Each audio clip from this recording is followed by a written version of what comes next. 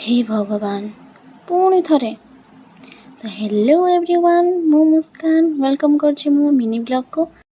तो आज सकाळ आरंभ होइतिला ब्रेकफास्ट मु बनौली मुग जाई चकुली माने हे उल्ला नुह चिल्ला ये मो लुगापटा सुखा आसती बाहर को तापर ब्रेकफास्ट कर देइथिली। ए देखो जो जो केमती खुआ कलजा भात ये निजे निजे खाईदब किंतु डाली भात खुआइबा को पड़िबो आम घर वीवीआईपी आउ तापर ये गेली सब मजा करूँ आम पेंट खर्च कर बारंबार से ठीक करूला सेपटे बो रोसे रूम रे कौन कर देखला बेलू हे भगवान पुणी थरे से मदरंगा शाग बोहू को मदरंगा शाग बहुत पसंद बोली सप्ताह 4-5 थर तो हो जाए से मोर ये रिएक्शन थिला।